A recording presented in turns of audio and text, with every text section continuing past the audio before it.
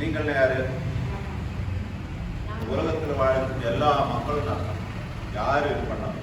நீங்கள் எவைகளை கட்டுவீர்களோ, இங்கிருந்து எதை கட்டுறமோ, எது வேணாட்டமோ, எதை கட்டப்படணுமோ அவைகள் பரலோகத்திலே கட்டப்பட்டிருக்கணும். நம்ம என்ன இங்கே வேண்டிக் கொள்ளணுமோ அது என்ன பண்ணா அங்கே வேண்டிக் கொண்டார். பூலோகத்திலே நீங்கள் எவைகளை கட்டவிழ்ப்பீர்களோ அவைகள் பரலோகத்திலும் கட்டவிழ்க்கப்பட்டிருக்கும் என்று மெய்யாகவே உங்களுக்கு சொல்றேன். இது ஒரு லா, இது வேதத்தினுடைய சட்டம்.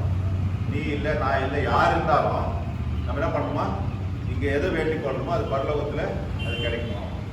இங்கே வேணான்னு சொல்றது அங்கே நிறுத்தப்படும், இங்கே வேணுன்றது அங்கிருந்து கிடைக்கும் இல்லையா? இது சட்டம்.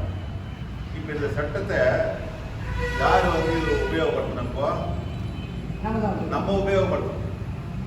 நம்ம உபயோகப்படுத்தும் போது நம்ம எதில் கேட்குறோம்? அதிகமாக ஜபத்தில் தான் நம்ம கேட்குறோம். உபயோகப்படுத்தும் போது இது நடக்குதா? எல்லாம் நடக்குதா? அதாவது இங்கே என்ன சொல்றாங்க, எவைகளைனா எல்லாவற்றையும் நடக்கும். இங்கே பார்த்தா எல்லாம் நமக்கு என்ன பண்ணுறது இல்லை, நடக்கிறது இல்லை. காரணம் என்னன்னு கேட்டீங்கன்னா, அடுத்த வருஷம் என்ன சொல்லுங்கன்னா, அது எப்படி கிடைக்கும்? எல்லாமலும்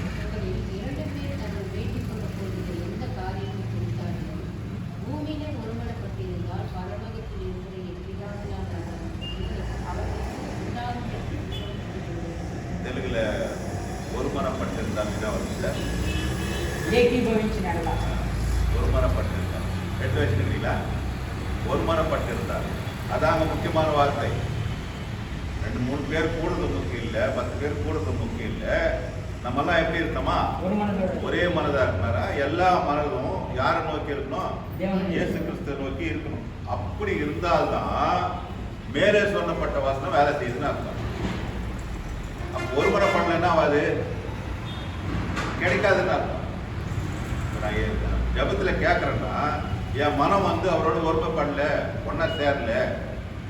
பரலோகத்துல என்ன ஆகல, நம்ம கேட்கறது சேரல, ஒருமுறைப்பட்டதான் சேரும். அப்ப சேரலன்னா நமக்கு என்ன கிடையாது, நன்மையும் கிடைக்காது, ஒன்றும் கிடைக்காது.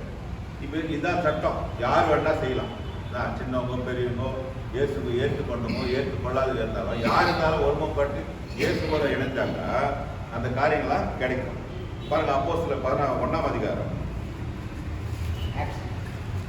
அப்போஸ்தலர் ஆக்ட்ஸ் ஃபர்ஸ்ட் சாப்டர்.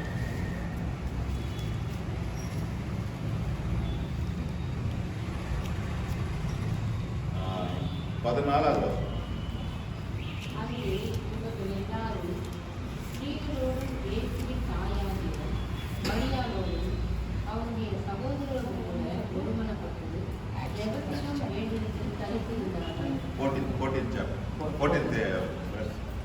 பாருங்க. எல்லாரும் என்ன பண்ணாங்கன்னா கூட்டினாங்க. யாராரு கூட்டினாங்க? ஸ்திரீகளும் இயேசுவின் தாயாரும் மரியாள் அவருடைய சகோதரன் கூட ஒருமனப்பட்டு ஜெபத்திலும் வேண்டுதலும் தெரியும். எல்லாம் என்ன பண்ணாங்க? எல்லாம் சேர்ந்து ஒருமனப்பட்டாங்க. எல்லாமே ஒருமனப்பட்டாங்க. எப்போ இயேசு கிறிஸ்து என்ன பண்ணிட்டாங்க? சிலுவையில் அரைஞ்சிட்டாங்க, அடக்கம் பண்ணிட்டாங்க. அவர் இன்னும் உயிர்த்தே இல்லை. அந்த நேரத்தில் என்ன பண்றாங்க? எல்லாரும் ஒன்னா கூடுறாங்க. கூடும்போது ஒருமனப்பட்டு ஜெபிக்கிறாங்க. ஒருமனப்பட்டு ஜெபிக்கும் போது தேவன் அவருக்கு பதில் கொடுக்குறாரு. நம்ம ஒரு வீட்டில் ஜெபிக்கும் போது ஒருமனப்பட்டு ஜெபிக்கணும், அதான் முக்கியம். அப்ப என்ன ஆச்சுன்னா, அவங்க ஜெபத்திலும் வேண்டுதலும் தரித்திருந்தார்கள். இப்போ இப்படியே இருந்தனால இவங்களுடைய அப்படி ஜெபிச்சதுனால என்ன கிடைச்சது இவங்களுக்குன்னா, அதுல 2ஆம் அதிகாரம் எடுத்துக்கலாம். 2:1.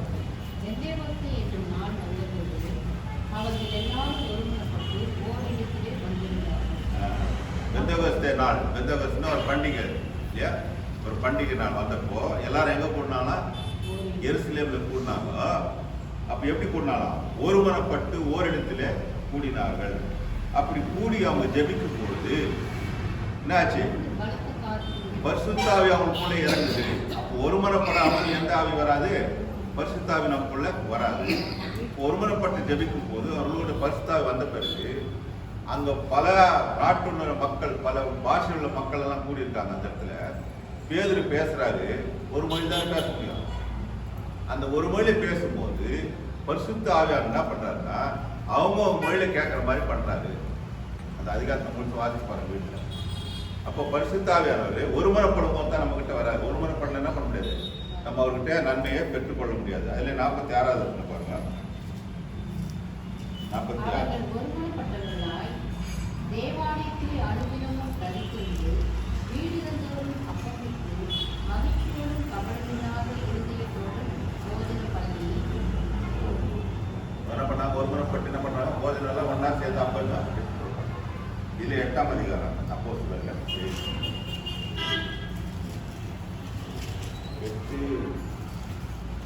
8:6 பிலிப்பு செய்த அதிசயங்களை ஜனங்கள் கேள்விப்பட்டு கண்டு அவனால் சொல்லப்பட்டவர்களை ஒருமனப்பட்டு கவனித்தார்கள். பிலிப்பு அந்த ஸ்டேஷன் என்ன பண்ணாரு, அநேக அற்புதங்களை செய்யறாரு. அந்த அற்புதங்களை செய்யும் போது அந்த ஜனங்கள் என்ன பண்ணாங்க, கேள்விப்பட்ட போது அவனால் சொல்லப்பட்ட அவன் பிரசங்கம் பண்ணது என்ன பண்ணாங்க, ஒருமனப்பட்டு கவனித்தார்கள். கவனிக்கத்தான் முக்கியம். ஒருமனம்னா ஒரே எண்ணத்தோட கவனிக்கிறது, ஒருமனப்பட்டு கவனிக்கிறது. இங்க அங்க பார்க்காத கவனிச்சோம்னா எப்பவுமே அது வந்து அவன் ஞாபகத்தில் நிற்கணும். ஸ்கூல்ல கூட நடத்தும் போது பசங்க கரெக்டாக வாத்தியர் பார்த்துனாலும் பசங்க பார்த்து பண்ணிடுறாங்க. வீட்டில் வந்து படிப்பு கொடுத்தாரு இல்லையா, ரொம்ப உழுது படிக்கிறவங்க என்னன்னு கேட்டாக்கா அவங்க கிளாஸில் சரியாக கவனிச்சிருக்க மாட்டாங்க இல்லைங்களா. அப்போ நம்ம என்ன பண்ணணும், ஒருமனப்பட்டு தேவனை நோக்கி இருக்கணும். ரோமர் 15:5 நெக்ஸ்ட் ரோமன் ஆக்ட் அடுத்தது ரோமன் 15 15:5 நீங்கள் ஒருமனப்பட்டு நம்முடைய கர்த்தராகிய இயேசு கிறிஸ்துவின் பிதாவாகிய தேவனை ஒரே வாயினால்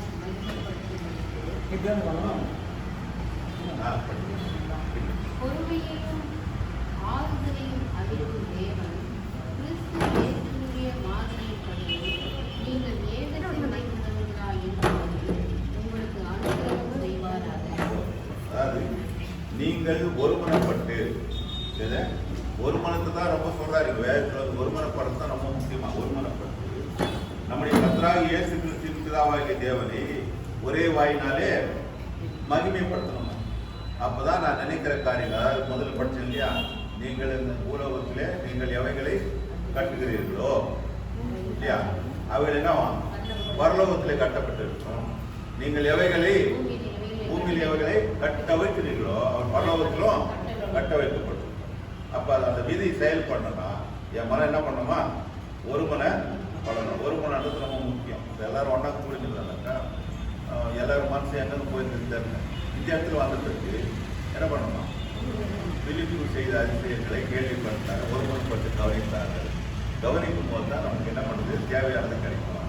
ரொம்ப நேரத்தில் வேண்டாம் கிடைக்காது. அதாவது கவனிக்காத, எதையும் கவனிக்காத நம்ம போய் ஜெபம் பண்ணோம்னா, நடாத வெளியே வெடிக்காத என்ன பண்ணுறோம், தண்ணி ஊற்றிருக்கிறோம். நான் வீட்டுக்கு பக்கத்தில் தராது இல்லையா, அந்த இடத்துல போய் என்ன பண்ணுவோம், வெளியில் பார்க்குறவங்களுக்கு என்ன தெரியும், ஏதோ நட்டு வச்சுக்கிறாரு தண்ணி ஊற்று. ஆனால் விதைக்கல என்ன பண்ணாது, வராது இல்லையா. விதை வச்சு போய் தண்ணி ஊற்றணும். லூக்கா சுவிசேஷம் ஒருமுறை படத்துல ரொம்ப முக்கியமான காரியம். லூக்கா 15ஆம் அதிகாரம்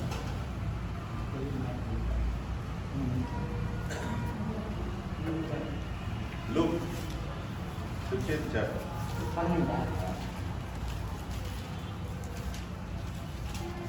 இந்த 15ஆம் அதிகாரத்துல ஒரு 3 சம்பவத்தை சொல்லப்படும். 3 ஓமைகளை சொல்றாங்க. இயேசு கிறிஸ்து எல்லாவற்றையும் எப்படி சொன்னாரா, ஓமைகள் மூலமா சொல்ற, உதாரணங்கள் மூலமாக. எப்படி ஓமைனா புரியுது உங்களுக்கு? தெலுங்கு புரியுதா? ஏன்னா எனக்கு புரியலன்னா அப்படிதான் சொல்லணும். உதாரணம் எடுத்தீங்கன்னா நம்மலாம் எல்லாரும் இந்த 1ஆம் கிளாஸ் வெளியே வரணும் இல்லையா. 1ஆம் கிளாஸ் 2ஆம் கிளாஸ் படிக்கும்போது என் நாலேஜுக்கு எதுவும் புரியாது, திருடக்கூடாதுன்னா புரியாது, ஏமாற்றக்கூடாதுன்னா புரியாது. அதுக்கு என்ன பண்றாங்க, அதை போதிக்கணும். பையன் கதை சொல்லுவாங்க. ஒரு கதை சொல்றாங்க. என்ன கதை சொன்னாங்க, 1ஆம் கிளாஸ் என்ன கதை சொன்னாங்க, திருடக்கூடாது ஏமாற்றக்கூடாது கதை. கதை எல்லாருக்கும் ஞாபகம் இருக்குது, அந்த சொல்றதுல ஞாபகம் இல்லை. ஆயாவா ஆயா வடை சொல்லிருந்தாங்க. அந்த கதை வருதா இல்லையா? ஏன்னா அந்த கதையின் மூலமா தான் அந்த குழந்தைக்கு நாலேஜுக்கு போதிக்க முடியும். இப்போ வளர்ந்துட்ட பிறகு எனக்கு என்ன தேவையில்லைப்பா, அந்த கதை தேவையில்லைப்போ, புரிஞ்சிடுச்சு. அதே மாதிரி தான் ஓமைகள் சொல்லும்போது எனக்கு புரிஞ்சுக்கிறதுக்காக தேவன் என்ன பண்றாரு, பரலோகத்தின் காரியங்களை புரிஞ்சுக்கிட்டு இங்க இருக்கிற உதாரணங்களை வச்சு தான் நம்மளுக்கு புரிய வைக்கிறாரு. பாருங்க 15ஆம் அதிகாரம் 1ஆம் வசனம். சகல ஆயக்காரரும் பாவிகளும் அவருடைய வசனங்களை கேட்கும்படி அவருக்கு வந்து சேருகிறார்கள். சகல ஆயக்காரரும் பாவிகளும் இவங்க யாருன்னு கேட்டீங்கன்னா, அன்னைக்கு இருந்த அந்த யூத மக்கள் மத்தியில இவங்க 2 பேரும் வெறுக்கப்பட்டவர்கள். யாரும் என்ன பண்ண மாட்டாங்க, மதிக்க மாட்டாங்க. ஆயக்காரனை பற்றி அந்த மீட்டிங்ல கூட நான் சொன்னேன் இல்லையா. அப்போ என்னன்னு கேட்டால், ஆயக்காரன் யாருன்னா வரி வசூல் பண்ணுறோம் இல்லையா, வரி வசூல் பண்ணுறோம். வசூல் பண்ணி என்ன பண்ணோம், அரசாங்கத்துக்கு கொடுக்கணும். யூத அரசாங்கம் வந்து, அதாவது ரோம அரசாங்கத்தில் இருக்கும்போது இந்த ஆயக்காரன்னா யூதர் மத்தியிலே இருக்கிற யூதர்கள் வசூல் பண்ணி யார் கட்டணும், ரோமருக்கு கட்டணும். அவங்க எப்படி கட்டினாங்கன்னா, ரோமருக்கு கட்ட வேண்டியது 1 ரூபான்னா என்கிட்ட எவ்வளோ வசூல் பண்ணுவாங்க, அதான் சொல்கிறேன் 4,000 சொல்கிறாரு. 4 வசூல் பண்ணிக்கணும். 1 ரூபாய் அவங்க கட்டிடும், 3 ரூபாய் யார் போட்டு வருவாங்க. ஆகையினால எல்லாரும் என்ன பண்ணாங்க, இந்த ஆயக்காரங்களை வெறுக்க ஆரம்பிச்சாங்க. அதே மாதிரி பாவிகள் சொல்லும்போது அவர்கள் பாவிகளை தூரம் நீக்க வைப்பாங்க, அவர்கள் பரிசுத்தமான வெறுப்பாங்க. இப்படிப்பட்ட மக்கள் மத்தியில் தான் இயேசு கிறிஸ்து என்ன பண்றாரா, அங்க இருக்காரு. ஜனங்கள்லாம் அவர்கிட்ட கூடி வராங்க வசனத்தை கேட்க. அவர் மட்டும் இல்ல, தனியா இருக்கிறாங்க பாரு, பரிசேயர் சரிசேயர் அந்த போதிக்கிறவங்க, அவங்களும் ஒரு கூட மக்கள் வராங்க. அவங்க என்ன சொல்றான்னு கேட்டா, அதாவது ஒரு மனம்னு சொன்னா தேவன் எந்த இடத்துல இருக்கிறாரு, எல்லாரும் நேசிக்கிறாரு. எவைகளை கட்டுகிறீர்கள் நீங்கள்னா எல்லாரும் அர்த்தம். அந்த அடிப்படையில் ஆண்டவர் இருக்காரு. ஆனா பூமியில இருக்கிற மக்கள் அப்படி இல்லை. இந்த பரிசேயர் என்ன பண்றாங்க பார்த்துட்டு 2வது வசனம். அப்பொழுது பரிசேயரும் வேதபாரகரும் முறுமுறுத்து, இவர் பாவிகளை ஏற்றுக்கொண்டு அவர்களுடைய சாப்பிடுகிறார் என்றார்கள். என்ன சொல்றாங்க, வந்து முருகு இருக்கிறாங்க. இயேசு கிறிஸ்து பரிசுத்தமானவர் தான், இல்லைன்னு சொல்ல. இவர் எங்க போய் சேர்ந்துக்கிறாரு, இப்போ பாவியும் கட்டி ஆயக்கார்ட்ட போய் என்ன பண்றாரு, சாப்பிடுறாரு. அப்ப இவங்க மனம் யாரோட ஒத்து வரல, இப்போ இந்த ஜென்ம சுவாபம் இயேசு கிறிஸ்துவோட ஒத்து போல. ஆனா அவர் என்ன பண்றாருன்னா, இவங்களையும் வெறுக்கல அவங்களையும் வெறுக்கல. அவங்களையும் என்ன பண்ண மாட்டாரு, வரப்போறான்னு அவங்களே வெறுக்கல இயேசு கிறிஸ்து. ஏன்னா அவங்க மனம் அப்படித்தான் இருக்குது எண்ணங்கள். அதனால இவங்களுக்கு விளக்கணும் இல்லையா. இவங்க என்ன பண்றாங்கன்னா, அந்த பரிசேயர் சதுசேயர் வந்து நியாய பிரமாணத்தை படிச்சுட்டு இதுதான் கரெக்டு, இதுதான் கரெக்டு, இது தப்புன்னு அதுலேயே இருக்கிறாங்க. எவ்வளோ சொன்னாலும் ஒத்துக்க மாட்டாங்க, எவ்வளோ சொன்னாலும். ஏன்னா அதை தாண்டி வர மாட்டாங்க. ஏன்னா அவங்க வந்து மதத்தில் இருக்காங்க. மதத்தை தாண்டி என்ன பண்ண மாட்டாங்க. இப்போ பார்த்தீங்கன்னா ஒரு உதாரணத்துக்கு எடுத்தீங்கன்னா, இப்போ சண்டையெல்லாம் நடக்குது இல்லையா, அவங்கெல்லாம் யாரு சண்டை போடுறோமா, முஸ்லீமா கிறிஸ்டியன் முஸ்லீம் கிறிஸ்டின்ங்கிறாங்க. அவங்க யார் என்ன படிக்கிறாங்க, இப்போ கிறிஸ்டினாங்கிறாங்களா, அவங்க என்ன படிப்பாங்க. இஸ்ரேல் இருக்கிற யாருன்னா யூதர்கள். அது கிறிஸ்தவங்கள்ல யூதர்கள். அவங்க கிறிஸ்துவை வந்து ஏற்றுக்கொள்ளல அவங்க, சரியா. அதே மாதிரி பாலஸ்தீனர்கள் யாருன்னா 2 பேரும் சண்டை போடுறாங்க. அந்த சண்டை என்ன சொல்றாங்கன்னா, அது என்ன போறாங்க, புனித போறோம். ஏன்னு கேட்டா பைபிள்ல சொல்லியிருக்கு, நீ அவனை போய் அடி, இவனை சங்காரம் பண்ணு. ராஜாக்கள் அப்படித்தானே செஞ்சாங்க. அப்ப நான் செய்யறது புனிதமா இருந்தது. மனுஷனை கொலைப்படுறது புனிதமா இருந்து அந்த போதிக்குது அவனுடைய வேதம், புரியல. ஆனா அவங்ககிட்ட நீ எவ்வளவு வாதாடினாலும் என்ன பண்ண மாட்டாங்க, ஒத்துக்க மாட்டாங்க. அதனாலதான் சண்டையை நிறுத்தல அவங்க. எவ்வளவு வாதம். அது மாதிரி இந்த பரிசேயர் சதுசேயர் மத்தியில இயேசு கிறிஸ்து வாதாடினாங்கன்னா அவங்க ஏத்துக்கவே மாட்டாங்க, இதுதான் கரெக்டுன்னுவாங்க.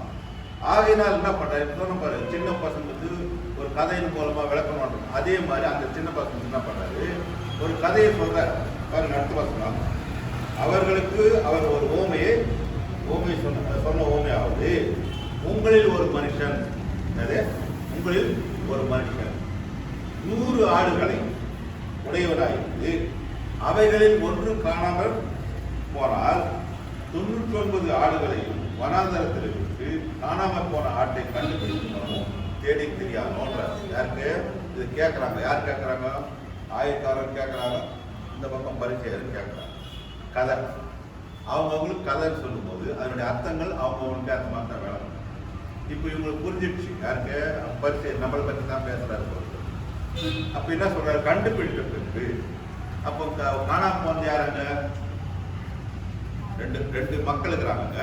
ஆயக்காரன் பரிசேயர் இருக்கிறாங்க. அவங்க மதியம் தான் சாப்பிட்டுக்கிறாரு. பொறுப்பு ஒரு பரிசேயர் இருக்கிறாங்க. ஆயக்காரன் பாவிக்கிறோம், பரிசேயர் பார்த்துருக்காங்க. ரெண்டு பேருக்கும் ஒரே கதையை சொல்றாரு. சொல்லும் போது ஒரு ஆடு யார் இதுல, ஒரு ஆடு